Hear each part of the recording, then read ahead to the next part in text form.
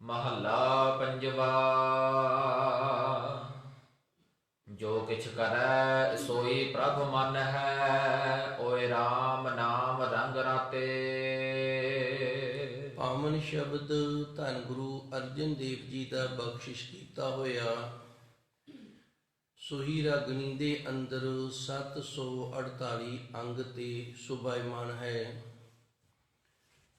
ਇਸ ਪਾਵਨ ਸ਼ਬਦ ਦੇ ਅੰਦਰ ਸੱਚੇ ਸਤਿਗੁਰ ਉਸ ਅਕਾਲ ਪੁਰਖ ਵਾਹਿਗੁਰੂ ਦਾ ਸਰਗੁਣ ਸਰੂਪ ਸੰਤ ਹਨ, ਉਹਨਾਂ ਦੀ ਵਡਿਆਈ ਕਰਦੇ ਨੇ। ਜੋ ਕਿਛ ਕਰੇ ਸੋਈ ਪ੍ਰਭ ਮਾਨੇ। ਸੰਤ ਜੋ ਵੀ ਕਰਦੇ ਨੇ ਉਹ ਪ੍ਰਭੂ ਪਰਮਾਤਮਾ ਉਹਨਾਂ ਦੀ ਗੱਲ ਨੂੰ ਮੰਨ ਲੈਂਦਾ ਹੈ।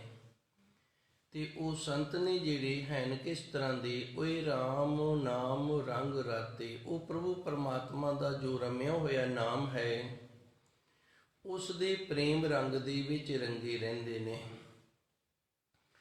ਜਿਸ ਵਕਤ ਧੰਨ ਬਾਬਾ ਦੀਪ ਸਿੰਘ ਜੀ ਨੇ ਦਮਦਮਾ ਸਾਹਿਬ ਤੋਂ ਅਰਦਾਸਾ ਸੋਧਿਆ ਸੀ ਤੇ ਉਸ ਪ੍ਰਭੂ ਪਰਮਾਤਮਾ ਨੂੰ ਇਹ ਆਖਿਆ ਸੀ ਵੀ ਸ੍ਰੀ ਹਰਿਮੰਦਰ ਸਾਹਿਬ ਨੂੰ ਆਜ਼ਾਦ ਕਰਾ ਕੇ ਤੇ ਉਪਰੰਤ ਫਿਰ ਗੁਰੂ ਦੀ ਭੇਟ ਹੋਣਾ ਹੈ, ਫਿਰ ਸ਼ਹੀਦੀ ਪਾਣੀ ਹੈ। ਜੋ ਕਿਛ ਕਰੇ ਸੋਈ ਪ੍ਰਭ ਮਾਨੇ। ਉਸ ਪ੍ਰਭੂ ਪਰਮਾਤਮਾ ਨੇ ਆਪਣੇ ਸੰਤ ਸਰੂਪ ਆਪਣੇ ਗੁਰਮੁਖ ਪਿਆਰੇ ਦੇ ਇਸ ਅਰਦਾਸ, ਇਸ ਬੇਨਤੀ ਨੂੰ ਪ੍ਰਵਾਨ ਕਰ ਲਿਆ, ਇਸ ਨੂੰ ਮੰਨ ਲਿਆ ਤੇ ਇਸੇ ਤਰ੍ਹਾਂ ਹੋਇਆ। ਹੋਰ ਵੀ ਸਾਡੇ ਕੋਲ ਕਈ ਸਬੂਤ ਨੇ, ਕਈ ਪ੍ਰਮਾਣ ਨੇ ਜਿਹੜੇ ਅਸੀਂ ਦੇ ਸਕਦੇ ਹਾਂ। ਸੋ ਧੰਨ ਗੁਰੂ ਅਰਜਨ ਦੇਵ ਜੀ ਸੱਚੇ ਸਤਿਗੁਰ ਕਿਰਪਾ ਕਰ ਰਹੇ ਨੇ। ਇਸ ਸੰਸਾਰ ਦੀ ਰਚਨਾ ਜੋ ਹੈ ਉਸ ਵਾਹਿਗੁਰੂ ਦੇ ਹੁਕਮ ਦੇ ਅਨੁਸਾਰ ਚੱਲਦੀ ਹੈ। ਜੋ ਉਹ ਪਰਮਾਤਮਾ ਕਰਦਾ ਹੈ ਹੁੰਦਾ ਉਹੀ ਹੈ, ਪਰ ਉਸ ਦੇ ਪਿਆਰੇ ਸੰਤ ਭਗਤ ਜਦੋਂ ਉਸ ਦੇ ਅੱਗੇ ਹੱਥ ਜੋੜ ਕੇ ਖੜੇ ਹੋ ਜਾਂਦੇ ਨੇ ਤੇ ਫਿਰ ਉਹ ਉਵੇਂ ਵੀ ਕਰ ਲੈਂਦਾ ਹੈ ਜਿਵੇਂ ਉਹ ਆਖਦੇ ਨੇ। ਇਹਨੂੰ ਇਸ ਤਰ੍ਹਾਂ ਸਮਝਣਾ ਹੈ, ਕਰਨ ਕਰਾਵਣ ਆਪੇ ਆਪ ਹੈ, ਪਰ ਜਦੋਂ ਉਹ ਕੁਝ ਕਰਦਾ ਹੈ ਤੇ ਗੁਰਮੁਖ ਪਿਆਰੇ ਦੋਵੇਂ ਹੱਥ ਜੋੜ ਕੇ ਅਰਦਾਸ ਬੇਨਤੀ ਜੋਦੜੀ ਕਰਦੇ ਨੇ ਕਿ ਸੱਚੇ ਸਤਿਗੁਰ ਜੀ ਇਸ ਤਰ੍ਹਾਂ ਕਰ ਦਿਓ, ਤੇ ਪ੍ਰਭੂ ਪਰਮਾਤਮਾ ਫਿਰ ਉਸੇ ਤਰ੍ਹਾਂ ਕਰਦਾ ਜਿਵੇਂ ਉਸ ਦੇ ਪਿਆਰਿਆਂ ਨੇ ਉਸ ਪਰਮਾਤਮਾ ਦੇ ਅੱਗੇ ਅਰਦਾਸ ਕੀਤੀ ਹੁੰਦੀ ਏ। ਜੋ ਕਿਛ ਕਰੇ ਸੋਈ ਪ੍ਰਭ ਮਾਨੇ। ਜੋ ਕੁਝ ਵੀ ਉਹ ਅਰਦਾਸ ਬੇਨਤੀ ਜੋਦੜੀ ਦੇ ਰੂਪ ਦੇ ਵਿੱਚ ਕਰਦੇ ਨੇ ਉਹ ਪ੍ਰਭੂ ਪਰਮਾਤਮਾ ਸੱਚੇ ਸਤਿਗੁਰ ਮੰਨ ਲੈਂਦੇ ਨੇ। ਓਏ RAM ਨਾਮ ਰੰਗ ਰਾਤੇ। ਉਹ ਸਾਡੇ ਵਰਗੇ ਨਹੀਂ ਹੈਗੇ। ਦਾਸ ਬੇਨਤੀ ਕਰਦਾ ਹੁੰਦਾ। ਅਰਦਾਸ ਦੀ ਇੱਕ ਕਲਾ ਹੈ, ਅਰਦਾਸ ਇੱਕ ਕਲਾ ਹੈ, ਅਰਦਾਸ ਇੱਕ ਸਮਰੱਥਾ ਹੈ। ਇੱਕ ਅਰਦਾਸ ਕਰਦਾ ਏ ਤੇ ਵਾਹਿਗੁਰੂ ਕਿਰਪਾ ਕਰਦਾ, ਉਹਦੇ ਵਿੱਚ ਇਤਨੀ ਸਮਰੱਥਾ ਆ ਜਾਂਦੀ ਹੈ ਉਹ ਆਪਣਾ ਬੰਦ ਵੀ ਕਟਵਾ ਦਿੰਦਾ ਹੈ ਤੇ ਉਹਨੂੰ ਦਰਦ ਮਹਿਸੂਸ ਨਹੀਂ ਗੁਰੂ ਹੋਣ ਦਿੰਦਾ, ਭਾਣਾ ਮੰਨਣ ਦਾ ਬਲ ਬਖਸ਼ ਦਿੰਦਾ ਹੈ। ਉਸ ਪ੍ਰਭੂ ਪਰਮਾਤਮਾ ਦੇ ਨਾਮ ਦੇ ਨਾਲ ਜੁੜ ਜਾਂਦਾ। ਇੱਕ ਮੇਰੇ ਵਰਗਾ ਅਰਦਾਸ ਕਰਦਾ, ਜੇ ਕਿਤੇ ਕੰਡਾ ਵੀ ਵੱਜ ਜੇ ਤੇ ਫਿਰ ਵੀ ਸੀ ਕਰਦਾ ਹੈ, ਦਰਦ ਮਹਿਸੂਸ ਕਰਦਾ ਹੈ। ਤੇ ਇਹ ਅਰਦਾਸ ਦੀ ਕਲਾ ਬਣਦੀ ਕਿਵੇਂ ਹੈ? ਇਹ ਬੰਦਗੀ ਦੇ ਨਾਲ, ਸਿਮਰਨ ਦੇ ਨਾਲ ਬਣਦੀ ਹੈ। ਜੇ ਬੰਦਗੀ ਸਿਮਰਨ ਕਰਦਾ ਹੋਇਆ ਵੀ ਹੰਕਾਰ ਦੇ ਵਿੱਚ ਇਹਨਾਂ ਵੀ ਮੈਂ ਬੜਾ ਪਾਠ ਕਰਦਾ, ਮੈਂ ਬੜੀ ਬੰਦਗੀ ਕਰਦਾ ਤੇ ਮੇਰੀ ਗੁਰੂ ਨੇ ਗੱਲ ਮੰਨ ਲੈਣੀ ਹੈ, ਤੇ ਫਿਰ ਵੀ ਉਸ ਦੀ ਇਹ ਬੰਦਗੀ ਪ੍ਰਵਾਨ ਨਹੀਂ ਜੇ। ਕਿਉਂ? ਹਰ ਜੀਉ ਹੰਕਾਰ ਨਾ ਭਾਵਈ, ਵੇਦ ਕੂਕ ਸੁਣਾਵੇ। ਧੰਨ ਗੁਰੂ ਮਹਾਰਾਜ ਜੀ ਨੇ ਸਾਨੂੰ ਦੱਸਿਆ ਹਰੀ ਅਕਾਲ ਪੁਰਖ ਵਾਹਿਗੁਰੂ ਨੂੰ ਇੱਕ ਹੰਕਾਰ ਚੰਗਾ ਨਹੀਂ ਲੱਗਦਾ। ਪਰਮਾਤਮਾ ਸੱਚੇ ਸਤਿਗੁਰ ਨੂੰ ਹੰਕਾਰ ਨਹੀਂ ਚੰਗਾ ਲੱਗਦਾ। ਤੇ ਗੁਰੂ ਜੀ ਨੇ ਨਾਲ ਹਵਾਲਾ ਦਿੱਤਾ ਵੀ ਵੇਦਾਂ ਸ਼ਾਸਤਰਾਂ 'ਚ ਵੀ ਇਸ ਤਰ੍ਹਾਂ ਹੀ ਲਿਖਿਆ ਹੈ। ਜੇ ਕੋਈ ਕਹੇ ਨਾ ਵੀ ਇਕੱਲਾ ਸਿੱਖ ਧਰਮ ਹੀ ਆਖਦਾ ਵੀ ਹੰਕਾਰ ਨਹੀਂ ਚੰਗਾ ਲੱਗਦਾ, ਤੇ ਸਨਾਤਨ ਧਰਮ ਦੇ ਵਿੱਚ ਵੀ ਇਹੀ ਲਿਖਿਆ। ਇਹ ਨਹੀਂ ਵੀ ਸਿੱਖ ਧਰਮ ਨੇ ਆਖਿਆ ਵੀ ਹੰਕਾਰ ਨਹੀਂ ਕਰਨਾ, ਤੇ ਸਨਾਤਨ ਧਰਮ ਵਾਲੇ ਜਿਹੜੇ ਨੇ ਨਾ ਵੇਦਾਂ ਸ਼ਾਸਤਰਾਂ ਨੂੰ ਮੰਨਣ ਵਾਲੇ ਨੇ, ਉਹ ਕਿਤੇ ਇਹ ਨਾ ਕਹਿ ਦੇਣ ਵੀ ਸਾਨੂੰ ਕੀ ਇਹ ਸਾਡੇ ਗੁਰੂ ਨੇ ਜਾਂ ਸਾਡੇ ਗ੍ਰੰਥਾਂ ਨੇ ਕਿਹੜਾ ਆਖਿਆ ਵੀ ਹੰਕਾਰ ਕਰਨਾ ਮਾੜਾ, ਆਪਣੇ ਕਰ ਲਓ। ਗੁਰੂ ਜੀ ਨੇ ਆਖਿਆ ਨਹੀਂ, ਇਹ ਸਾਰਿਆਂ ਦੇ ਲਈ ਹੈ। ਉਪਦੇਸ਼ ਚਹੁ ਵਰਨਾ ਕੋ ਸਾਂਝਾ। ਇਹ ਸਾਂਝਾ ਉਪਦੇਸ਼ ਹੈ ਸਾਰੇ ਵਰਨਾਂ ਨੂੰ। ਭਾਵੇਂ ਕੋਈ ਕਿਸੇ ਵੀ ਵਰਨ ਦੇ ਵਿੱਚ ਰਹਿੰਦਾ, ਜਿਹੜਾ ਹੰਕਾਰ ਤੋਂ ਰਹਿਤ ਹੋ ਕੇ ਸੱਚੇ ਸਤਿਗੁਰ ਦੇ ਪ੍ਰੇਮ ਰਸ ਨਾਮ ਰੰਗ ਦੇ ਵਿੱਚ ਰੰਗਿਆ ਜਾਂਦਾ ਹੈ, ਸੱਚੇ ਸਤਿਗੁਰ ਫਿਰ ਕਿਰਪਾ ਕਰਦੇ ਨੇ, ਉਹਨਾਂ ਗੁਰਮੁਖ ਪਿਆਰਿਆਂ ਦੀਆਂ ਅਰਦਾਸਾਂ ਪ੍ਰਵਾਨ ਕਰਦੇ ਹਨ ਜੀ। ਤਿਨ ਕੀ ਸ਼ੋਭਾ ਸਭਨੀ ਥਾਈ, ਜਿਨ ਪ੍ਰਭ ਕੇ ਚਰਨ ਪਰਾਤੇ। ਪ੍ਰਾਤੇ ਦਾ ਅਰਥ ਹੁੰਦਾ ਹੈ ਪ੍ਰਾਪਤ ਕਰ ਲੈਣਾ, ਤੇ ਪ੍ਰਾਪਤ ਕਰਨ ਵਾਲਾ ਜਿਹੜਾ ਉਹਦੇ ਅੰਦਰ ਅੱਤ ਦੀ ਹਲੀਮੀ ਹੁੰਦੀ ਹੈ। ਪ੍ਰਾਪਤੀ ਦੀ ਜਿਹੜੀ ਨਿਸ਼ਾਨੀ ਹੈ ਉਹ ਹੈ ਹੀ ਇਹ, ਜਿਹੜਾ ਅੰਦਰੋਂ ਹਲੀਮ ਹੋ ਗਿਆ, ਜਿਸ ਦੇ ਅੰਦਰ ਹਲੀਮੀ ਆ ਗਈ ਹੈ ਨਾ, ਉਹ ਪ੍ਰਾਪਤੀ ਵਾਲਾ। ਤੇ ਇੱਥੇ ਇਹ ਨਾ ਸਮਝ ਲੈਣਾ ਫਿਰ 10ਵੇਂ ਪਾਤਸ਼ਾਹ ਨੇ ਸ਼ਸਤਰ ਕਿਉਂ ਚੱਕਿਆ ਸੀ। ਗੁਰੂ ਮਹਾਰਾਜ ਨੇ ਲਿਖਿਆ ਹੈ ਪਹਿਲੀ ਹਕਾਇਤ ਦੇ ਅੰਦਰ, ਚੂੰਕਾਰ ਅਜ ਹਮਾ ਹੀਲ ਤੇ ਦਰ ਗੁਜਾਸਤ। ਜਦੋਂ ਸਾਰੇ ਹੀਲੇ ਜਿਹੜੇ ਨੇ ਨਾ ਉਹਨਾਂ ਤੋਂ ਗੱਲ ਗੁਜ਼ਰ ਜਾਵੇ, ਭਾਵ ਅੱਗੇ ਲੰਘ ਜਾਵੇ, ਤੇ ਫਿਰ ਜਿਹੜਾ ਹੱਥ ਏ ਉਹ ਸ਼ਮਸ਼ੀਰ ਦੇ ਦਸਤੇ ਨੂੰ ਪਾਉਣਾ ਪੈਂਦਾ ਹੈ। ਇਹ ਯੋਗ ਹੈ। ਹਲੀਮੀ ਇਤਨੀ ਵੀ ਨਾ ਹੋਵੇ ਕਿ ਅਗਲਾ ਜ਼ੁਲਮ ਕਰੀ ਜਾਵੇ ਤੇ ਅਸੀਂ ਜ਼ੁਲਮ ਸਹੀ ਜਾਈਏ। ਜੇ ਜ਼ੁਲਮ ਕਰਨਾ ਗੁਨਾਹ ਹੈ ਤੇ ਜ਼ੁਲਮ ਸਹਾਰਨਾ ਜਿਹੜਾ ਉਹ ਮਹਾ ਗੁਨਾਹ ਬਣ ਜਾਂਦਾ ਹੈ, ਵੱਡਾ ਪਾਪ ਬਣ ਜਾਂਦਾ ਹੈ। ਹਲੀਮੀ ਤੋਂ ਭਾਵ ਇਹ ਸਮਝ ਲੈਣਾ ਵੀ ਅਸੀਂ ਕਿਸੇ ਦਾ ਜ਼ੁਲਮ ਸਹਾਰਨਾ ਵੀ ਨਹੀਂ ਤੇ ਜ਼ੁਲਮ ਕਰਨਾ ਵੀ ਨਹੀਂ, ਕਿਸੇ ਤੇ ਜ਼ੁਲਮ ਹੋਣ ਵੀ ਨਹੀਂ ਦੇਣਾ, ਕਿਸੇ ਤੇ ਜ਼ੁਲਮ ਕਰਨਾ ਵੀ ਨਹੀਂ। ਤੇ ਜ਼ੁਲਮ ਜੇ ਕੋਈ ਕਰਦਾ ਨਾ ਤੇ ਭੇਡ ਦੀ ਤਰ੍ਹਾਂ ਚੁੱਪ ਕਰਕੇ ਉਹਨੂੰ ਸਹਾਰਨਾ ਵੀ ਨਹੀਂ। ਇਹ ਨਿਸ਼ਾਨੀ ਹੈ ਪ੍ਰਭ ਕੇ ਚਰਨ ਪਰਾਤੇ, ਜਿਹੜੇ ਪ੍ਰਭੂ ਪਰਮਾਤਮਾ ਦੇ ਚਰਨਾਂ ਦੇ ਨਾਲ ਜੁੜ ਗਏ ਨੇ, ਜਿਨ੍ਹਾਂ ਨੂੰ ਪ੍ਰਭੂ ਪਰਮਾਤਮਾ ਦੇ ਚਰਨਾਂ ਦੀ ਪ੍ਰਾਪਤੀ ਹੋ ਗਈ ਏ। ਤਿਨ ਕੀ ਸ਼ੋਭਾ ਸਭਨੀ ਥਾਈ, ਉਹਨਾਂ ਦੀ ਵਡਿਆਈ ਸ਼ੋਭਾ ਹੈ ਨਾ ਫਿਰ ਜਿਹੜੀ ਉਹ ਹਰ ਥਾਂ ਤੇ ਬਣ ਜਾਂਦੀ ਹੈ ਜੀ। ਮੇਰੇ RAM ਹਰ ਸੰਤਾਂ ਜੇ ਵਡਨਾ ਕੋਈ। ਇਹ ਰਹਾਉ ਵਾਲੀਆਂ ਤੁਕਾਂ ਨੇ ਜਦੋਂ ਵੀ ਸ਼ਬਦ ਦੇ ਅਰਥ ਕਰਨੇ ਹੋਣ ਨਾ, ਪਹਿਲੋਂ ਰਹਾਉ ਵਾਲੀਆਂ ਤੁਕਾਂ ਪੜ੍ਹਨੀਆਂ ਅਤ ਦੀਆਂ ਜ਼ਰੂਰੀ ਹੁੰਦੀਆਂ ਨੇ। ਉਹਦੇ ਵਿੱਚ ਪਤਾ ਲੱਗਦਾ ਹੈ ਵੀ ਗੁਰੂ ਮਹਾਰਾਜ ਜੀ ਸੱਚੇ ਸਤਿਗੁਰ ਇਸ ਪਾਵਨ ਸ਼ਬਦ ਦੇ ਅੰਦਰ ਕਿਸ ਖਿਆਲ ਦੇ ਨਾਲ ਸੰਗਤਾਂ ਨੂੰ ਉਪਦੇਸ਼ ਕਰ ਰਹੇ ਨੇ। ਸੱਚੇ ਸਤਿਗੁਰ ਸੰਤਾਂ ਦੀ ਵਡਿਆਈ ਕਰਦੇ ਹੋਏ ਇਸ ਪਾਵਨ ਸ਼ਬਦ ਦੇ ਅੰਦਰ ਸੰਗਤਾਂ ਨੂੰ ਉਪਦੇਸ਼ ਕਰ ਰਹੇ ਨੇ। ਮੇਰੇ RAM ਰਾਏ, ਮੇਰੇ RAM ਹਰ ਸੰਤਾਂ, हे ਮੇਰੇ ਸੱਚੇ ਸਤਿਗੁਰ ਜੀ, ਜਿਹੜੇ ਤੇਰੇ ਸੰਤ ਨੇ, ਜੇਵੜ ਨਾ ਕੋਈ ਉਹਨਾਂ ਵੱਡਾ, ਉਹਨਾਂ ਜਿੱਡਾ ਵੱਡਾ ਦੁਨੀਆ ਦੇ ਅੰਦਰ ਕੋਈ ਵੀ ਨਹੀਂ ਹੈ ਜੀ। ਭਗਤਾ ਬਣ ਆਈ ਪ੍ਰਭ ਆਪਣੇ, ਸਿਓ ਜਲ ਥਲ ਮਹੀਲ ਸੋਈ। हे ਸੱਚੇ ਸਤਿਗੁਰ, ਜਿਹੜੇ ਤੇਰੇ ਸੰਤ ਨੇ ਨਾ, ਉਹਨਾਂ ਦੇ ਵਰਗਾ ਦੁਨੀਆ ਦੇ ਅੰਦਰ ਕੋਈ ਨਹੀਂ। हे ਮੇਰੇ ਪ੍ਰਭੂ ਪਰਮਾਤਮਾ, ਜਿਹੜੇ ਤੇਰੇ ਭਗਤ ਨੇ ਨਾ, ਉਹਨਾਂ ਦੀ ਤੇਰੇ ਨਾਲ ਬਣ ਆਉਂਦੀ ਹੈ। ਉਹਨਾਂ ਦਾ ਸੁਭਾਅ ਤੇਰੇ ਸੁਭਾਅ ਦੇ ਨਾਲ ਰਲਦਾ। ਮਨੁੱਖ ਦੀ ਮਨੁੱਖ ਦੇ ਨਾਲ ਉਦੋਂ ਤੱਕ ਨਿਭਦੀ ਨਹੀਂ ਜਦੋਂ ਤੱਕ ਦੋਵਾਂ ਦਾ ਸੁਭਾਅ ਇੱਕ ਤਰ੍ਹਾਂ ਦਾ ਨਾ ਹੋਵੇ। ਇੱਕ ਦਾ ਸੁਭਾਅ ਉਹਨੇ ਗੱਲਾਂ ਬਾਤਾਂ ਜ਼ਿਆਦੀਆਂ ਕਰਨੀਆਂ ਨੇ, ਦੂਜੇ ਦਾ ਸੁਭਾਅ ਉਹਨੇ ਗੱਲਾਂ ਬਾਤਾਂ ਘੱਟ ਕਰਨੀਆਂ ਨੇ, ਨਾਮ ਬਾਣੀ ਸਿਮਰਨ ਨਾਲ ਜ਼ਿਆਦਾ ਜੁੜਨਾ ਹੈ। ਫਿਰ ਉਹਨੇ ਇਹਨਾਂ ਦੀ ਅਣਬਣ ਜੀ ਰਹੇਗੀ, ਆਪਸ ਵਿੱਚ ਜ਼ਿਆਦਾ ਨਹੀਂ ਬਣੇਗੀ। ਸੁਭਾਅ ਦੋਵਾਂ ਦਾ ਇੱਕ ਤਰ੍ਹਾਂ ਦਾ ਹੋਵੇ, ਇੱਕ ਦਾ ਗੁੱਸੇ ਵਾਲਾ ਸੁਭਾਅ ਹੋਵੇ ਤੇ ਦੂਜਾ ਜਿਹੜਾ ਉਹਨੂੰ ਇਸ ਤਰ੍ਹਾਂ ਦੀ ਗੱਲ ਪਸੰਦ ਨਾ ਹੋਵੇ, ਤੇ ਫਿਰ ਇਹ ਵੀ ਜਿਹੜੀ ਹੈ ਸੁਭਾਅ ਨਹੀਂ ਰਲੇ, ਅਣਬਣ ਹੀ ਰਹੇਗੀ। ਇੱਕ ਸੱਚ ਬੋਲਦਾ ਹੋਵੇ, ਸੱਚ ਬੋਲਣ ਦਾ ਸੁਭਾਅ ਹੋਵੇ, ਦੂਜਾ ਝੂਠ ਬੋਲਦਾ ਹੋਵੇ, ਝੂਠ ਬੋਲਣ ਦਾ ਸੁਭਾਅ ਹੋਵੇ, ਤੇ ਫਿਰ ਵੀ ਇਹ ਸੁਭਾਅ ਨਹੀਂ ਰਲੇ, ਇਹ ਅਣਬਣ ਰਹਿੰਦੀ ਹੈ। ਹੁਣ ਭਗਤ ਨੇ ਜਿਹੜੇ, ਜਿਵੇਂ ਉਸ ਪ੍ਰਭੂ ਪਰਮਾਤਮਾ ਦਾ ਸੁਭਾਅ ਹੈ ਨਾ, ਇਹਨਾਂ ਭਗਤਾਂ ਦਾ ਵੀ ਸੁਭਾਅ ਉਸੇ ਤਰ੍ਹਾਂ ਦਾ ਹੁੰਦਾ ਹੈ। ਇਸ ਕਰਕੇ ਭਗਤਾਂ ਦੀ ਤੇ ਪ੍ਰਭੂ ਪਰਮਾਤਮਾ ਦੀ ਆਪਸ ਵਿੱਚ ਬਣਦੀ ਹੈ। ਦੋਖਣ ਦੇਖਤ ਹੈ ਪਰ ਦੇਤ ਨਾ ਹਾਰੇ।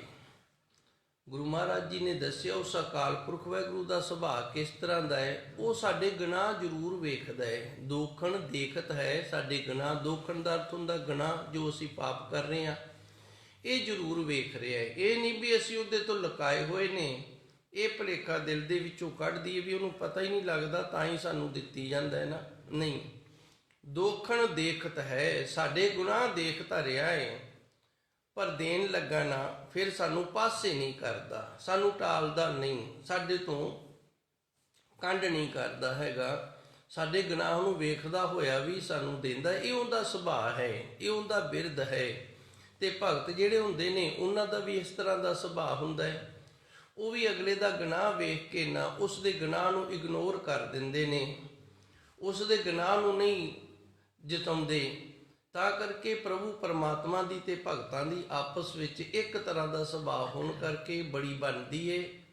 ਜਲ ਥਲ ਮਹੀਲ ਸੋਈ, ਤੇ ਬਣਦੀ ਕਿਹਦੇ ਨਾਲ ਏ? ਜੋ ਜਲ ਦੇ ਵਿੱਚ ਵੀ ਸਾਰਿਆਂ ਦੀ ਪਾਲਣਾ ਕਰ ਰਹੇ ਹੈ।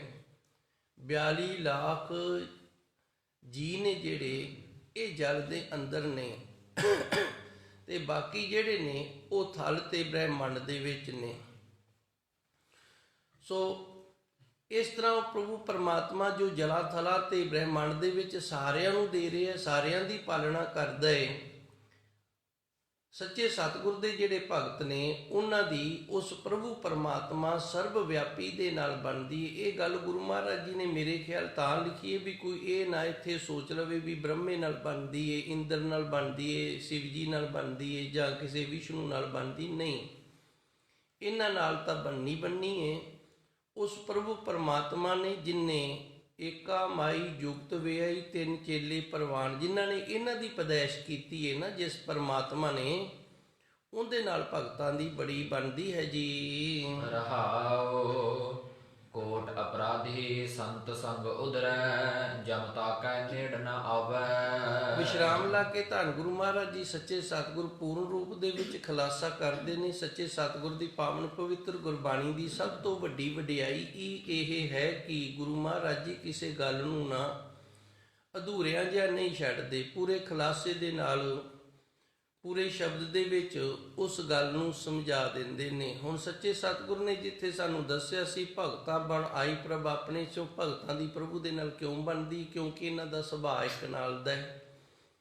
ਪ੍ਰਭੂ ਪਰਮਾਤਮਾ ਦਾ ਸੁਭਾਅ ਹੈ ਭਾਵੇਂ ਕੋ ਕਿਤਨਾ ਵੀ ਦੋਖਣ ਦੇਖਤ ਹੈ, ਭਾਵੇਂ ਕੋ ਕਿਤਨਾ ਵੀ ਗੁਨਾਹਗਾਰ ਹੋਵੇ, ਅਜਾਮਲ ਪਾਪੀ ਵਰਗਾ ਹੋਵੇ, ਸਦਨੇ ਕਸਾਈ ਵਰਗਾ ਹੋਵੇ, ਗਣਕਾ ਵਰਗਾ ਹੋਵੇ, ਕੁਬਜਾ ਵਰਗਾ ਹੋਵੇ, ਜਿਸ ਤਰ੍ਹਾਂ ਦਾ ਮਰਜ਼ੀ ਕੋਈ ਗੁਨਾਹਗਾਰ ਹੋਵੇ, ਜਿਹੜਾ ਪ੍ਰਭੂ ਪਰਮਾਤਮਾ ਦੀ ਸ਼ਰਨ ਲੈ ਲੈਂਦਾ ਹੈ ਤੇ ਪਰਮਾਤਮਾ ਉਹਨੂੰ ਉਸੇ ਵਕਤ ਹੀ ਬਖਸ਼ ਦਿੰਦਾ ਹੈ।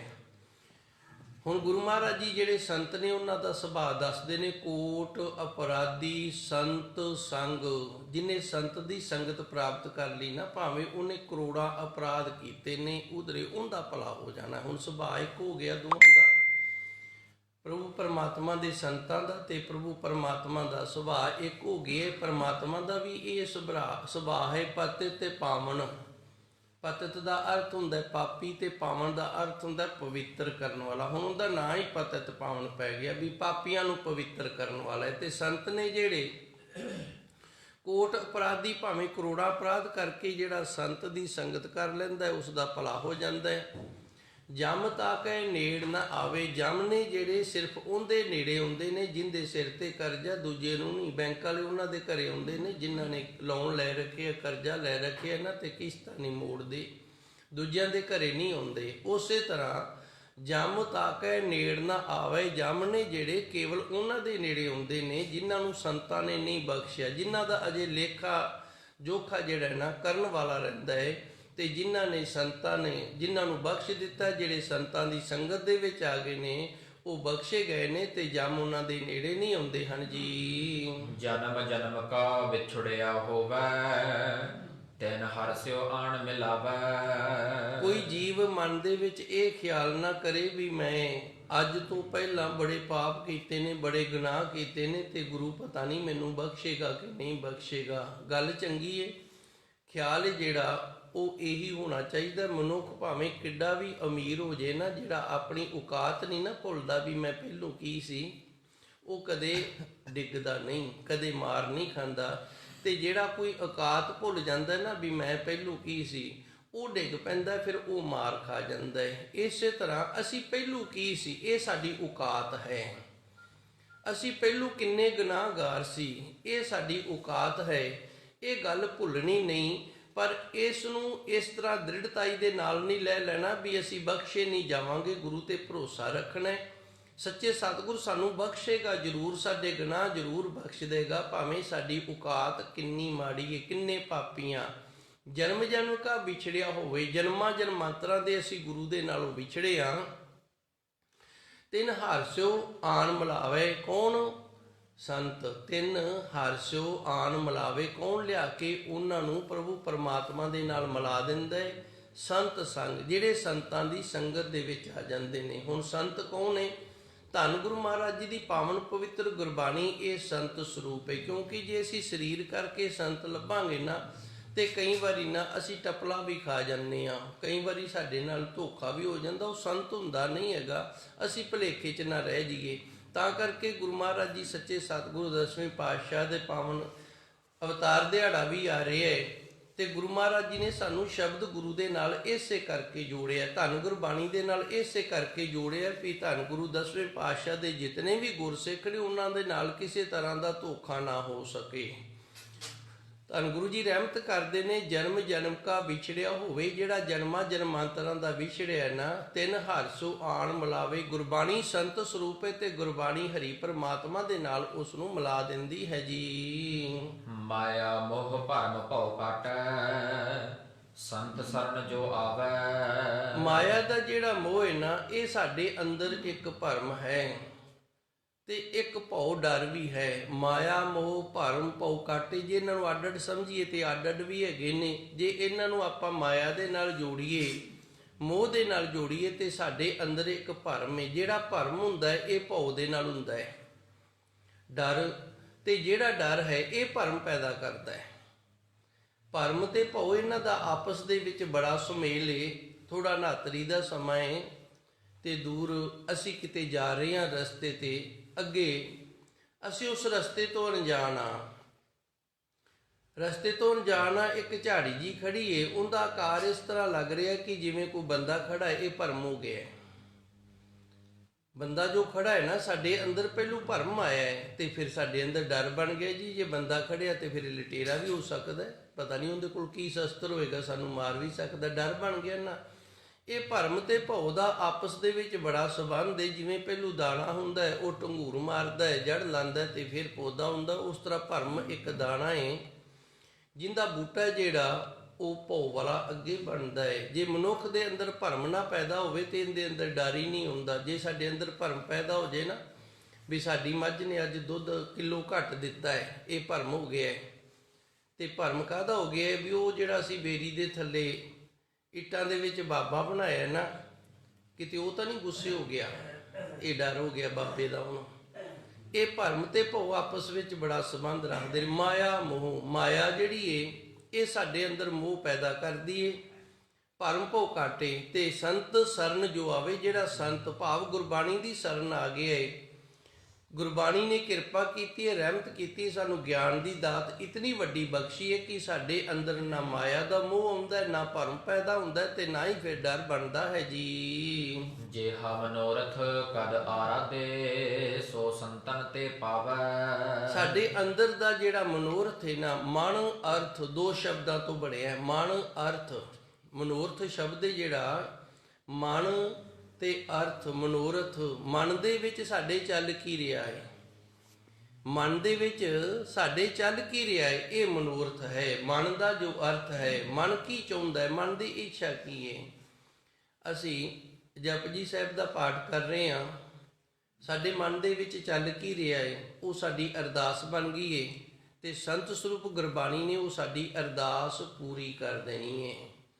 ਜਿਹਾ ਮਨੋਰਥ ਕਰ ਅਰਾਧੇ, ਜਿਸ ਤਰ੍ਹਾਂ ਦਾ ਮਨ ਦਾ ਅਰਥ ਬਣਾ ਕੇ, ਮਨ ਦੀ ਭਾਵਨਾ ਇੱਛਾ ਬਣਾ ਕੇ ਅਸੀਂ ਧੰਨ ਗੁਰਬਾਣੀ ਨੂੰ ਪੜ੍ਹਦੇ ਹਾਂ, ਸੋ ਸੰਤਨ ਤੇ ਪਾਵੇ। ਤੇ ਸੰਤ ਸਰੂਪ ਗੁਰਬਾਣੀ ਹੈ, ਅਸੀਂ ਧੰਨ ਗੁਰਬਾਣੀ ਤੋਂ ਉਸ ਦੀ ਪ੍ਰਾਪਤੀ ਕਰ ਲੈਂਦੇ ਹਾਂ ਜੀ। ਜਨ ਕੀ ਮਹਿਮਾ ਕੇ ਤਕਬਰਨੋ, ਜੋ ਪ੍ਰਭ ਆਪਣੇ ਭਾਣੇ। ਹੁਣ ਧੰਨ ਗੁਰੂ ਮਹਾਰਾਜ ਜੀ ਸੱਚੇ ਸਤਿਗੁਰ ਜਨ ਮੈਨੇ ਆਪਾਂ ਸਾਰੀ ਜਾਣਾ, ਗੁਰਸਿੱਖ ਗੁਰੂ ਦੇ ਸਿੱਖ ਨੇ ਜਿਹੜੇ ਉਹ ਜਨ ਨੇ। ਦਾਸ, ਜਨ ਦਾ ਅਰਥ ਦਾਸ ਵੀ ਹੁੰਦਾ ਹੈ ਤੇ ਜਨ ਦਾ ਅਰਥ ਔਰਤ ਵੀ ਹੈ। ਹਰ ਹਰ ਜਨ ਦੋਈ ਏਕ ਹੈ, ਬਿਬ ਵਿਚਾਰ ਕਿਸ਼ਨਾ। ਧੰਨ ਗੁਰੂ ਜੀ ਨੇ ਕਿਰਪਾ ਕੀਤੀ, ਹਰੀ ਤੇ ਹਰੀ ਦਾ ਜਨ ਭਾਵ ਹਰੀ ਪਰਮਾਤਮਾ ਤੇ ਗੁਰਸਿੱਖ, ਇਹ ਦੋਵਾਂ ਦਾ ਇੱਕੋ ਹੀ ਰੂਪ ਹੈ, ਇਹਨਾਂ ਵਿੱਚ ਫਰਕ ਨਹੀਂ।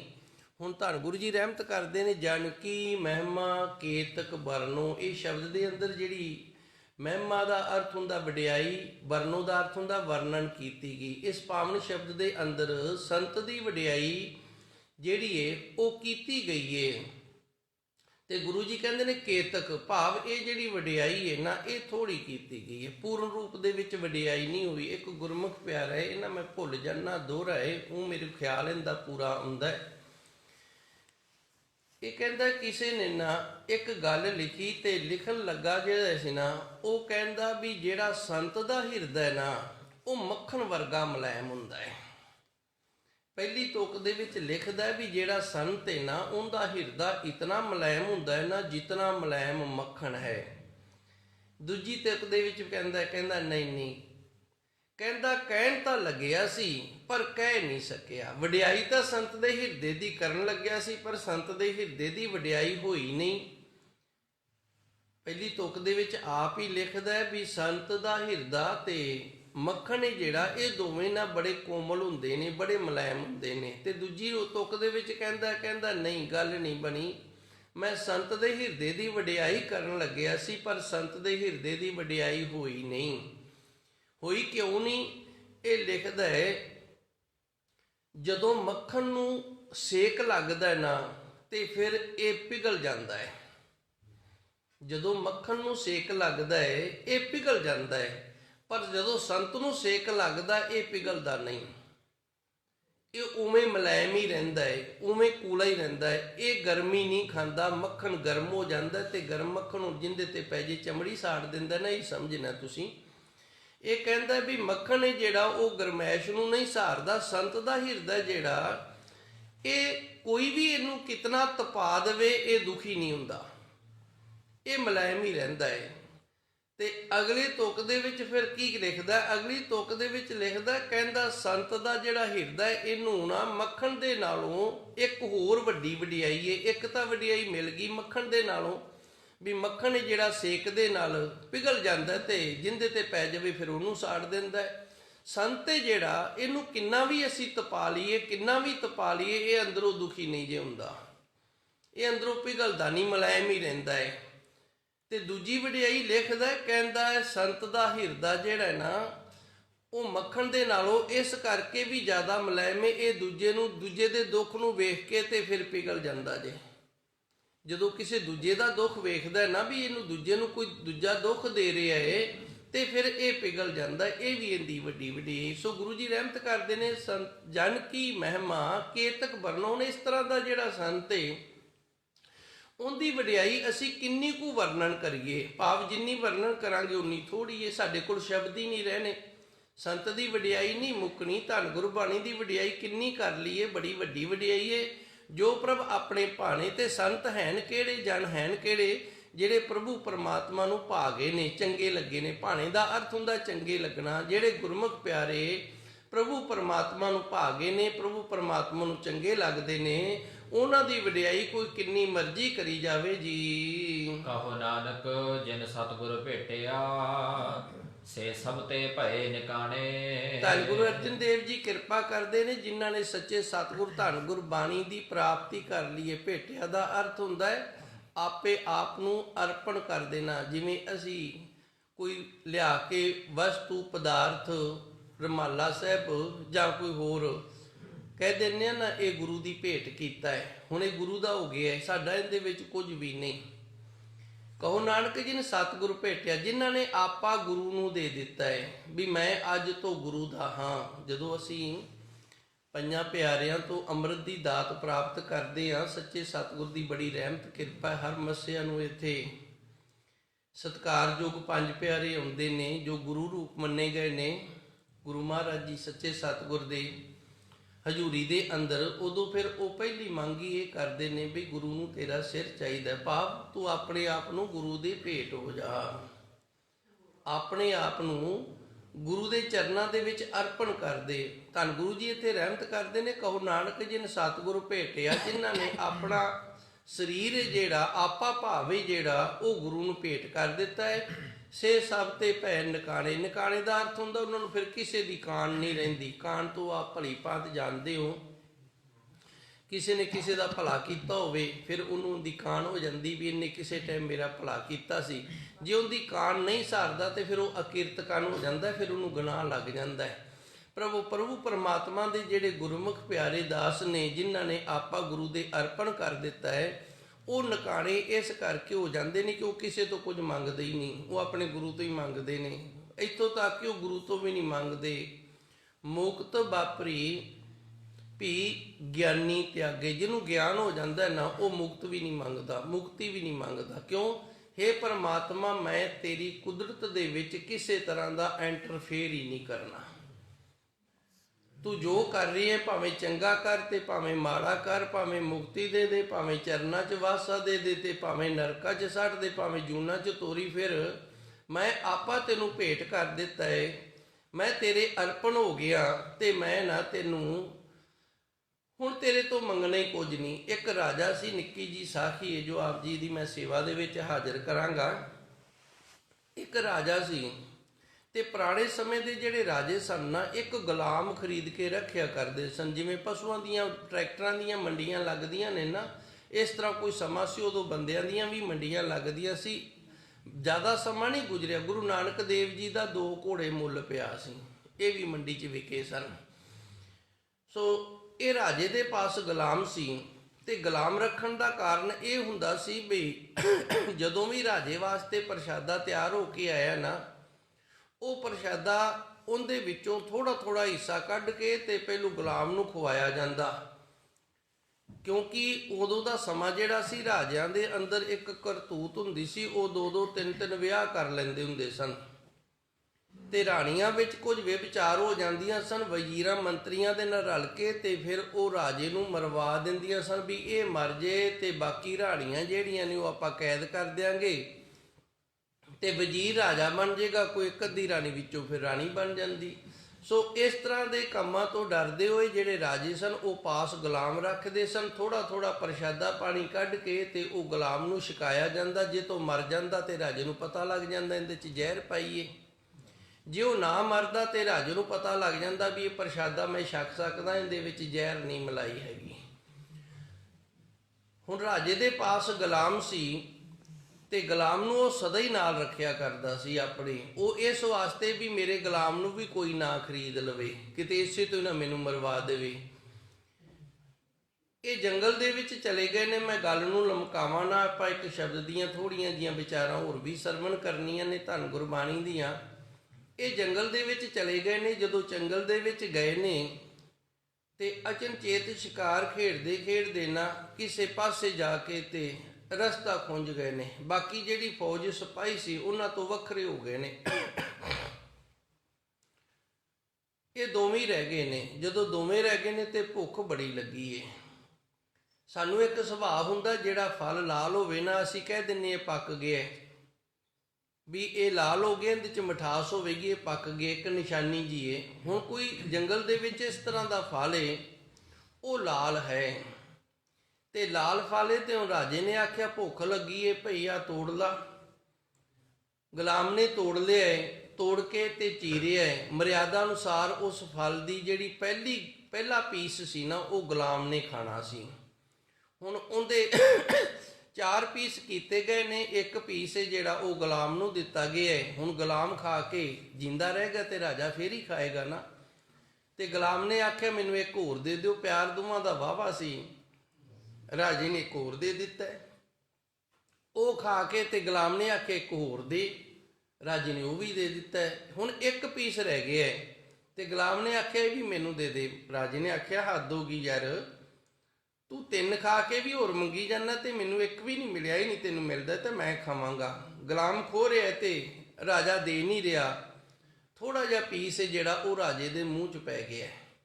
ਰਾਜੇ ਨੇ ਜਦੋਂ ਮੂੰਹ ਦੇ ਵਿੱਚ ਖੋਹ ਕੇ ਪੀਸ ਥੋੜਾ ਜਿਹਾ ਪਾਇਆ, ਗੁਲਾਮ ਨਹੀਂ ਚਾਹੁੰਦਾ ਵੀ ਰਾਜਾ ਇਹਨੂੰ ਖਾਵੇ, ਪਰ ਰਾਜੇ ਨੇ ਜਬਰਨ ਥੋੜਾ ਜਿਹਾ ਮੂੰਹ ਦੇ ਵਿੱਚ ਪਾ ਲਿਆ ਤੇ ਇਤਨਾ ਜ਼ਿਆਦਾ ਕੌੜਾ, ਜਿਤਨੀ ਜ਼ਿਆਦੀ ਜ਼ਹਿਰ ਵੀ ਕੌੜੀ ਨਹੀਂ ਹੁੰਦੀ। ਰਾਜਾ ਤੂੰ ਕਰਨ ਲੱਗ ਗਿਆ ਤੇ ਗੁਲਾਮ ਨੂੰ ਕਹਿੰਦਾ ਹੱਦ ਹੋ ਗਈ, ਇਤਨਾ ਕੌੜਾ ਖਾ ਕੇ ਵੀ ਤੂੰ ਆਪਣੇ ਚਿਹਰੇ ਤੇ ਵੱਟ ਨਹੀਂ ਪਾਇਆ, ਤੇਰੇ ਮੂੰਹ ਚੋਂ ਥੂ ਨਹੀਂ ਨਿਕਲੀ ਤੇ ਤੂੰ ਫਿਰ ਹੋਰ ਮੰਗੀ ਜਾਂਦਾ ਹੈ। ਉਹ ਕਹਿੰਦਾ ਇਸ ਹੱਥ ਦੇ ਵਿੱਚੋਂ 36 ਪ੍ਰਕਾਰ ਦੀਆਂ ਨਿਆਮਤਾਂ ਵੀ ਤਾਂ ਮੈਂ ਹੀ ਖਾਧੀਆਂ ਨੇ ਨਾ। ਜੇ ਅੱਜ ਕੌੜਾ ਮਿਲ ਗਿਆ ਤੇ ਮੈਂ ਫਿਰ ਵੀ ਖੁਸ਼ ਹਾਂ। ਧੰਨ ਗੁਰੂ ਮਹਾਰਾਜ ਜੀ ਰਹਿਮਤ ਕਰਦੇ ਨੇ, ਕਹੋ ਨਾਨਕ ਜਿਨ ਸਤਿਗੁਰ ਭੇਟਿਆ। ਇਹਨੂੰ ਕਹਿੰਦੇ ਨੇ ਭੇਟ ਹੋ ਜਾਣਾ। ਵੀ ਜੇ 36 ਪ੍ਰਕਾਰ ਦੇ ਪਦਾਰਥ ਗੁਰੂ ਜੀ ਤੂੰ ਸਾਨੂੰ ਅਰਪਣ ਕਰ ਰਹੀ ਹੈ, ਦਾਤਾ ਅਰਪਣ ਕਰ ਰਹੀ ਹੈ, ਤੇ ਜੇ ਕਿਤੇ ਕੜੱਤਨ ਵੀ ਮਿਲ ਗਈ ਹੈ ਤੇ ਫਿਰ ਉਹ ਵੀ ਤਾਂ ਇਹ ਪੇ ਦਾਤ ਤੇਰੀ ਦਾਤਾਰ, ਇਹ ਦਾਤ ਹੈ, ਇਹ ਵੀ ਤਾਂ ਤੇਰੀ ਦਾਤ ਹੈ ਨਾ, ਇਹ ਵੀ ਤਾਂ ਇਸ ਸੰਸਾਰ ਦੇ ਅੰਦਰ ਹੀ ਹੈ ਨਾ। ਸੇ ਸਭ ਤੇ ਪੈ ਨਿਕਾਣੇ, ਇਸ ਤਰ੍ਹਾਂ ਨਾਲ ਉਹ ਸਾਰਿਆਂ ਤੋਂ ਨਿਕਾਣੇ ਹੋ ਜਾਂਦੇ ਨੇ, ਭਾਵ ਕਿਸੇ ਦੀ ਪਰਵਾਹ ਨਹੀਂ ਕਰਦੇ ਹਨ ਜੀ। ਸੋਹੀ ਮਹੱਲਾ ਪੰਜਵਾ। ਮਹਾ ਅਗਨ ਤੇ ਤੁਧ ਹਾਥ ਦੇ ਰਾਖੇ, ਪਏ ਤੇਰੀ ਸਰਣਾਈ। ਪਾਵਨ ਸ਼ਬਦ ਦੇ ਅੰਦਰ ਸੱਚੇ ਸਤਿਗੁਰੂ ਅਕਾਲ ਪੁਰਖ ਵਾਹਿਗੁਰੂ ਦੀ ਵਡਿਆਈ ਕਰਦੇ ਨੇ। ਹੇ ਮੇਰੇ ਪਰਮਾਤਮਾ, ਇਹ ਸੰਸਾਰ ਹੈ ਜਿਹੜਾ, ਇਹ ਵੀ ਅੱਗ ਹੈ, ਤੇ ਮਾਤਾ ਦਾ ਜਠਰੇ ਜਿਹੜਾ ਉਹ ਵੀ ਅੱਗ ਹੈ। ਮਹਾ ਅਗਨ ਕਹਿੰਦੇ ਨੇ ਵੱਡੀ ਅੱਗ ਨੂੰ। ਅੱਗ ਵੈਸੇ 3 ਪ੍ਰਕਾਰ ਦੀ ਮੰਨੀ ਗਈ ਹੈ, ਕਈ 4 ਪ੍ਰਕਾਰ ਦੀ ਮੰਨਦੇ ਨੇ, ਪਰ ਸਾਡੇ ਵਿਦਿਆ ਦਾਤੇ ਨੇ ਸੰਤ ਬਾਬਾ ਗੁਰਬਚਨ ਸਿੰਘ ਜੀ ਤੋਂ ਜੋ ਪੜ੍ਹਿਆ ਉਹ ਸਾਨੂੰ ਪੜ੍ਹਾਇਆ ਹੈ। 3 ਪ੍ਰਕਾਰ ਦੀ ਮੰਨਦੇ ਨੇ, ਜਠਰਾਗਨ, ਬੜਵਾਨਲ ਤੇ ਪ੍ਰਤੱਖ ਅਗਨੀ। ਜਿਹੜੀ ਬੜਵਾਨਲ ਇਹ ਸਮੁੰਦਰ ਦੇ ਤਲ ਥੱਲੇ ਹੁੰਦੀ ਹੈ, ਜਠਰਾਗਨ ਸਾਡੇ ਪੇਟ ਦੇ ਵਿੱਚ ਹੁੰਦੀ ਹੈ, ਜੋ ਸਾਡੇ ਖਾਣੇ ਨੂੰ ਹਜਮ ਕਰਦੀ ਹੈ, ਜਿਹਦੇ ਨਾਲ ਅਸੀਂ ਪੱਕੇ ਆ, ਜੋ ਸਾਨੂੰ ਪਕਾਉਂਦੀ ਵੀ ਹੈ, ਤੇ ਪ੍ਰਤੱਖ ਅਗਨੀ ਜੋ ਸਾਡੇ ਚੁੱਲ੍ਹੇ ਰਸੋਈ ਦੇ ਵਿੱਚ ਬਚਦੀ ਹੈ। ਮਹਾ ਅਗਨ, ਹੁਣ ਵੱਡੀ ਅੱਗ ਕਿਹੜੀ ਹੈ? ਇਹ ਤ੍ਰਿਸ਼ਨਾ ਹੈ, ਇਹਨੂੰ ਵੱਡੀ ਅੱਗ ਆਖੀ ਹੈ। ਤੁਧ ਹਾਥ ਦੇ ਰਾਖੇ, ਤੇ ਜਠਰਾਗਨ ਦੀ ਜਿਹੜੀ ਅੱਗ ਉਹ ਵੀ ਮਹਾ ਅਗਨ ਹੈ। ਵੇਖੋ ਕਿੱਡਾ ਕਰੜਾ ਭੋਜਨ ਹੁੰਦਾ, ਉਹਨੂੰ ਗਾਲ ਦਿੰਦੀ ਹੈ ਇਹ। ਜਿਨ੍ਹਾਂ ਦੀ ਜਠਰਾਗਨ ਕਮਜ਼ੋਰ ਹੋ ਜੇ ਨਾ, ਉਹਨਾਂ ਦਾ ਫਿਰ ਹਾਜ਼ਮਾ ਕਮਜ਼ੋਰ ਹੋਣ ਲੱਗ ਜਾਂਦਾ ਹੈ। ਮਹਾ ਅਗਨ ਤੇ ਤੁਧ ਹਾਥ ਦੇ ਰਾਖੇ, ਹੈ ਮੇਰੇ ਪ੍ਰਭੂ ਪਰਮਾਤਮਾ ਤੋਂ ਕਿਰਪਾ ਕੀਤੀ ਹੈ, ਵੱਡੀ ਅੱਗ ਤੋਂ ਸਾਨੂੰ ਹੱਥ ਦੇ ਕੇ ਰੱਖਿਆ ਹੈ।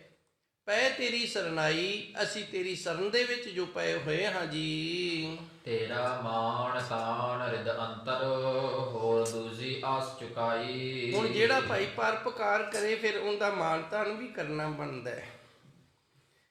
ਤਾਂ ਤੇ ਗੁਰੂ ਮਹਾਰਾਜ ਜੀ ਰਹਿਮਤ ਕਰਦੇ ਨੇ, ਮਹਾ ਅਗਨ ਤੇ ਤੁਧ ਹਾਥ ਦੇ ਰਾਖੇ, ਇਹ ਸੱਚੇ ਸਤਿਗੁਰੂ ਤੂੰ ਕਿਰਪਾ ਕੀਤੀ ਏ, ਇਸ ਵੱਡੀ ਅੱਗ ਤੋਂ ਸਾਨੂੰ ਬਚਾ ਕੇ ਰੱਖਿਆ ਹੈ, ਤੇਰੀ ਅਸੀਂ ਸ਼ਰਨ ਦੇ ਵਿੱਚ ਆਏ ਹਾਂ। ਤੇਰਾ ਮਾਣ ਤਾਣ ਰਿਦ ਅੰਤਰ, ਕਰਨਾ ਕਿੱਥੇ ਹੈ? ਲੋਕਾਂ ਦੇ ਸਾਹਮਣੇ ਨਹੀਂ, ਅੰਦਰੇ ਅੰਦਰ ਕਰਨਾ ਹੈ, ਗੁਪਤ ਰੂਪ ਦੇ ਵਿੱਚ, ਕਿਉਂਕਿ ਵਿਖਾਵਾ ਹੈ ਜਿਹੜਾ ਉਹ ਕਈ ਵਾਰੀ ਪਖੰਡ ਬਣ ਜਾਂਦਾ ਹੈ।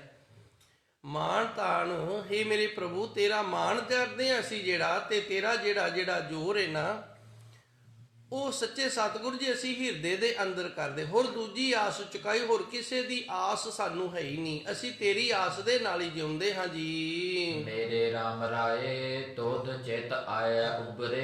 ਇਹ ਮੇਰੇ ਪ੍ਰਭੂ ਪਰਮਾਤਮਾ ਸੱਚੇ ਸਤਿਗੁਰੂ ਜੀ, ਜਦੋਂ ਤੂੰ ਸਾਨੂੰ ਚੇਤੇ ਆਉਣਾ ਹੈ ਨਾ, ਫਿਰ ਸਾਡਾ ਬਚਾਅ ਹੁੰਦਾ ਹੈ ਇਸ ਅੱਗ ਤੋਂ। ਜਿਵੇਂ ਜਿਵੇਂ ਅਸੀਂ ਸਿਮਰਨ ਕਰਦੇ ਹਾਂ, ਵਾਹਿਗੁਰੂ ਜਪਦੇ ਹਾਂ, ਮੂਲ ਮੰਤਰ ਗੁਰ ਮੰਤਰ ਨਾਲ ਜੁੜਦੇ ਆ, ਧੰਨ ਗੁਰਬਾਣੀ ਦੇ ਨਾਲ ਜੁੜਦੇ ਆ, ਉਵੇਂ ਉਵੇਂ ਸਾਡਾ ਬਚਾਅ ਹੁੰਦਾ ਹੈ ਜੀ। ਤੇਰੀ ਟੇਕ ਪਰਵਾਸਾ ਤੁਮਰਾ, ਜਪ ਨਾਨਕ ਤੁਮਰਾ ਉਦਰੇ। ਧੰਨ ਗੁਰੂ ਜੀ ਰਹਿਮਤ ਕਰਦੇ ਨੇ, ਤੇਰੀ ਟੇਕ, ਸਾਡਾ ਜਿਹੜਾ ਏਮ ਹੈ, ਨਿਸ਼ਾਨਾ ਹੈ, ਸਾਡੀ ਜਿਹੜੀ ਪਕੜ ਹੈ ਨਾ, ਉਹ ਤੇਰੀ ਹੈ। ਪਰਵਾਸਾ, ਤੇ ਜਿਹੜਾ ਭਰੋਸਾ ਕੀਤਾ ਉਹ ਵੀ ਤੇਰੇ ਤੇ ਹੈ। ਕਈ ਵਾਰੀ ਨਾ ਅਸੀਂ ਕਿਸੇ ਦਾ ਹੱਥ ਤੇ ਫੜ ਲੈਂਦੇ ਆ, ਪਰ ਅੰਦਰ ਹੈ ਨਾ ਜਿਹੜਾ, ਉਹ ਧੜਕਦਾ ਰਹਿੰਦਾ ਵੀ ਜਿੰਦਾ ਅਸੀਂ ਹੱਥ ਫੜਿਆ ਨਾ, ਕਿਤੇ ਇਹ ਸਾਡਾ ਹੱਥ ਹੀ ਨਾ ਛਡਵਾ ਦੇਵੇ। ਭਰੋਸਾ ਨਹੀਂ ਹੈਗਾ ਨਾ, ਹੱਥ ਤਾਂ ਫੜਿਆ ਹੈ, ਪਰ ਕਿਤੇ ਸਾਡਾ ਹੱਥ ਛੱਡ ਨਾ ਦੇਵੇ ਜਾਂ ਛਡਵਾ ਨਾ ਲਵੇ, ਫਿਰ ਔਖਾ ਹੋ ਜਾਏਗਾ। ਤੇਰੀ ਟੇਕ ਪਰਵਾਸਾ ਤੁਮਰਾ, ਹੇ ਸੱਚੇ ਸਤਿਗੁਰੂ ਜੀ ਅਸੀਂ ਤੇਰਾ ਹੀ ਹੱਥ ਫੜਿਆ ਹੈ, ਤੇ ਤੇਰੇ ਤੇ ਹੀ ਭਰੋਸਾ ਕੀਤਾ ਹੈ। ਜਿਹੜਾ ਅਸੀਂ ਹੱਥ ਫੜਿਆ ਨਾ, ਉਸ ਹੱਥ ਤੇ ਵੀ ਸਾਨੂੰ ਭਰੋਸਾ ਨਹੀਂ, ਅਸੀਂ ਹੱਥ ਛੱਡ ਸਕਦੇ ਆ। ਇੱਕ ਵਾਰੀ ਇੱਕ ਬੱਚੀ ਆਪਣੇ ਪਿਤਾ ਜੀ ਦੇ ਨਾਲ ਜਾ ਰਹੀ ਸੀ, ਬੱਚੀ ਬੜੀ ਛੋਟੀ ਸੀ, ਤੇ ਬੱਚੀ ਨੂੰ ਪਿਤਾ ਨੇ ਆਖਿਆ ਭਈ ਅੱਗੇ ਨਾ ਜਿਹੜਾ ਪੋਲਾ ਆ ਰਿਹਾ ਨਾ, ਇਹ ਲੱਕੜ ਜੀ ਰੱਖੀ ਹੋਈ ਹੈ, ਤੇ ਤੂੰ ਐ ਕਰ ਮੇਰਾ ਹੱਥ ਘੁੱਟ ਕੇ ਪੁੱਤਰ ਫੜ ਲਾ, ਕਿਤੇ ਤੂੰ ਡਿੱਗ ਨਾ ਪਵੀਂ। ਤੇ ਬੱਚੀ ਨੇ ਬੜਾ ਸੋਹਣਾ ਅੱਗੋਂ ਜਵਾਬ ਦਿੱਤਾ, ਕਹਿੰਦੀ ਪਿਤਾ ਜੀ ਮੇਰਾ ਹੱਥ ਤੁਸੀਂ ਫੜੋ, ਕਿਉਂਕਿ ਮੈਨੂੰ ਤੁਹਾਡੇ ਤੇ ਭਰੋਸਾ ਹੈ, ਤੁਸੀਂ ਮੇਰਾ ਹੱਥ ਨਹੀਂ ਛੱਡੋਗੇ। ਮੇਰਾ ਹੱਥ ਛੁੱਟ ਸਕਦਾ ਹੈ, ਮੈਂ ਹੱਥ ਛੱਡ ਸਕਦੀ ਹਾਂ, ਪਰ ਜੇ ਤੁਸੀਂ ਮੇਰਾ ਹੱਥ ਫੜ ਲਿਆ ਨਾ, ਤੁਸੀਂ ਮੇਰਾ ਹੱਥ ਨਹੀਂ ਛੱਡੋਗੇ। ਇਹਨੂੰ ਕਹਿੰਦੇ ਨੇ ਭਰੋਸਾ। ਤੇਰੀ ਟੇਕ ਪਰਵਾਸਾ ਤੁਮਰਾ, ਹੈ ਮੇਰੇ ਵਾਹਿਗੁਰੂ ਜੀ ਤੇਰਾ ਹੀ ਅਸੀਂ ਹੱਥ ਫੜਿਆ, ਤੇ ਤੇਰੇ ਭਰੋਸੇ ਦਾ ਨਾਲ ਹੀ ਫੜਿਆ ਵੀ ਤੂੰ ਸਾਡਾ ਹੱਥ ਛੱਡਦਾ ਨਹੀਂ। ਜਪ ਨਾਮ ਤੁਮਾਰਾ ਉਧਰੇ, ਆਪ ਜੀ ਦਾ ਨਾਮ ਜਪ ਕੇ ਸਾਡਾ ਭਲਾ ਹੁੰਦਾ ਹੈ ਜੀ। ਰਹਾਉ ਅੰਧਕੂਪ ਤੇ ਕਾਢ ਲਿਏ ਤੁਮ ਆਪ ਭਏ ਕਿਰਪਾਲਾ। ਵਿਸ਼ਰਾਮ ਲਾ ਕੇ ਗੁਰੂ ਜੀ ਰਹਿਮਤ ਕਰਦੇ ਨੇ, ਤੂੰ ਕਿਰਪਾ ਦੇ ਘਰ ਵਿੱਚ ਆਏ ਤੇ ਸਾਨੂੰ ਇਸ ਅੰਨੇ ਖੂਹ ਦੇ ਵਿੱਚੋਂ ਤੁਸੀਂ ਕੱਢਣਾ ਕੀਤਾ ਹੈ ਜੀ। ਸਾਰ ਸੰਭਾਲ ਸਰਬ ਸੁਖ ਦੀਏ ਆਪ ਕਰੇ ਪ੍ਰਤਪਾਲਾ। ਸਾਰ ਦਾ ਅਰਥ ਇੱਥੇ ਸ੍ਰੇਸ਼ਟਤਾਈ ਹੈ ਤੇ ਸੰਭਾਲ ਦਾ ਅਰਥ ਹੈ ਸੰਭਾਲਣਾ। ਤੁਸੀਂ ਬੜੀ ਸ੍ਰੇਸ਼ਟਤਾਈ ਦੇ ਨਾਲ ਸਾਨੂੰ ਸੰਭਾਲਿਆ। ਇਹ ਸੰਭਾਲਣਾ ਵੀ ਕਈ ਪ੍ਰਕਾਰ ਦਾ ਹੁੰਦਾ ਹੈ। ਇੱਕ ਸੰਭਾਲਣਾ ਹੈ ਨਾ ਜਿਹੜਾ, ਉਹ ਬੱਧਾ ਚੱਟੀ ਜੀ ਹੁੰਦੀ ਏ ਵੀ ਸਰਦਾ ਨਹੀਂ, ਤੇ ਇੱਕ ਸੰਭਾਲਣਾ ਜਿਹੜਾ ਨਾ ਉਹ ਬੜਾ ਸ੍ਰੇਸ਼ਟਤਾਈ ਦੇ ਨਾਲ ਹੁੰਦਾ ਹੈ, ਅੰਦਰੋਂ ਚਾਅ ਸ਼ਰਧਾ ਭਾਵਨਾ ਦੇ ਨਾਲ। ਹੇ ਮੇਰੇ ਪ੍ਰਭੂ ਪਰਮਾਤਮਾ, ਤੁਸੀਂ ਸਾਨੂੰ ਸੰਭਾਲਿਆ ਹੈ ਬੜੀ ਸ੍ਰੇਸ਼ਟਤਾਈ ਦੇ ਨਾਲ, ਸਰਬ ਸੁਖ ਦੀਏ ਤੇ ਸਾਰੇ ਪ੍ਰਕਾਰ ਦੇ ਸਾਨੂੰ ਸੁਖ ਦਿੱਤੇ ਨੇ। ਆਪ ਕਰੇ ਪ੍ਰਤਪਾਲਾ, ਆਪ ਹੀ ਸਾਨੂੰ ਪਾਲ ਰਹੇ ਹੋ ਜੀ। ਆਪਣੀ ਨਦਰ ਕਰੇ ਪਰਮੇਸ਼ਰ ਬੰਧਨ ਕਾਟ ਛਡਾਏ। ਤੁਸੀਂ ਆਪਣੀ ਦਇਆ ਦ੍ਰਿਸ਼ਟੀ ਦੇ ਨਾਲ ਸਾਡੇ ਜਿਹੜੇ ਕਰਮਾਂ ਦੇ ਬੰਧਨ ਸੀ ਉਹ ਕੱਟ ਕੇ ਸਾਨੂੰ ਛਡਵਾਉਣਾ ਕੀਤਾ ਹੈ। ਆਪਣੀ ਭਗਤ ਪ੍ਰਭ ਆਪ ਕਰਾਈ ਆਪੇ ਸੇਵਾ ਲਾਏ। ਇਹ ਜਿਹੜੀ ਸੇਵਾ ਹੈ ਨਾ, ਇਹ ਵੀ ਤੂੰ ਸਾਡੇ ਤੋਂ ਕਰਵਾ ਰਹੀ ਹੈ। ਜਿਹੜੀ ਤੇਰੀ ਭਗਤੀ ਹੈ ਇਹ ਵੀ ਤੂੰ ਸਾਡੇ ਤੋਂ ਕਰਵਾ ਰਿਹਾ। ਤੇਰੀ ਭਗਤੀ ਹੈ ਤੇ ਤੂੰ ਆਪ ਹੀ ਸਾਡੇ ਤੋਂ ਕਰਵਾਈ ਜਾਨਾ, ਆਪ ਹੀ ਸੇਵਾ ਲੈ ਰਿਹਾ ਹੈ ਜੀ। ਭਰਮ ਗਿਆ ਭੈ ਮੋਹ ਬਿਨਾਸੇ ਮਿਟਿਆ ਸਗਲ ਵਿਸੂਰਾ। ਜਦੋਂ ਸੱਚੇ ਸਤਿਗੁਰ ਕਿਰਪਾ ਕਰਦੇ ਨੇ, ਆਪ ਹੀ ਸੇਵਾ ਲੈ ਰਹੇ ਨੇ, ਆਪ ਹੀ ਨਾਮ ਜਪਾ ਰਹੇ ਨੇ, ਫਿਰ ਭਰਮ ਕਾਹਦਾ ਹੈ? ਭਰਮ ਗਿਆ ਭੈ ਮੋਹ ਬਿਨਾਸੇ। ਭਰਮ ਤੇ ਭਉ ਇਹ ਨਾਸ ਹੋ ਗਏ ਨੇ, ਮੋਹ ਦਾ ਵੀ ਨਾਸ ਹੋ ਗਿਆ ਹੈ। ਮਿਟਿਆ ਸਗਲ ਵਸੂਰਾ, ਸਾਰੇ ਪ੍ਰਕਾਰ ਦੇ ਜਿਹੜੇ ਦੁੱਖ ਨੇ ਇਹਨਾਂ ਦਾ ਨਾਸ ਹੋ ਗਿਆ ਹੈ ਜੀ। ਨਾਨਕ ਦਇਆ ਕਰੀ ਸੁਖ ਦਾਤੈ ਭੇਟਿਆ ਸਤਿਗੁਰ ਪੂਰਾ। ਧੰਨ ਗੁਰੂ ਜੀ ਰਹਿਮਤ ਕਰਦੇ ਨੇ, ਸੁਖਾਂ ਦੇ ਦਾਤੇ, ਸੁਖ ਦਾਤੇ ਪ੍ਰਭੂ ਪਰਮਾਤਮਾ ਨੂੰ ਆਖਿਆ। ਧੰਨ ਗੁਰੂ ਗ੍ਰੰਥ ਸਾਹਿਬ ਜੀ ਸੁਖਾਂ ਦੇ ਦਾਤੇ ਨੇ, ਕਿਉਂਕਿ ਇਹਨਾਂ ਨੇ ਉਹ ਦਾਤ ਸਾਨੂੰ ਦੇਣੀ ਹੈ ਜਿੰਦੇ ਵਿੱਚ ਸੁਖ ਮਿਲੇ। ਨਾਨਕ ਦਇਆ ਕਰੀ ਸੁਖ ਦਾਤੇ, ਸੁਖਾਂ ਦੇ ਦਾਤਾਂ ਦੇਣ ਵਾਲੇ ਪ੍ਰਭੂ ਪਰਮਾਤਮਾ ਨੇ ਸਾਡੇ ਤੇ ਦਇਆ ਕੀਤੀ ਏ। ਭੇਟਿਆ ਸਤਿਗੁਰ ਪੂਰਾ, ਇਹ ਸੁਖਾਂ ਦੀ ਦਾਤ ਸਭ ਤੋਂ ਵੱਡੀ ਹੈ। ਜਿਹੜਾ ਅਸੀਂ ਗੁਰੂ ਵਾਲੇ ਹੋ ਗਏ ਹਾਂ, ਗੁਰੂ ਦੀ ਪ੍ਰਾਪਤੀ ਹੋ ਗਈ ਹੈ, ਗੁਰੂ ਦੇ ਚਰਨਾਂ ਦੇ ਨਾਲ ਜੁੜੇ ਬੈਠੇ ਆ। ਇਤਨੀ ਕੁ ਸੇਵਾ ਸੰਗਤ ਨੇ ਪ੍ਰਵਾਨ ਕਰਨੀ। ਸੱਚੇ ਸਤਿਗੁਰ ਕਿਰਪਾ ਕਰਨ, ਰਹਿਮਤ ਕਰਨ।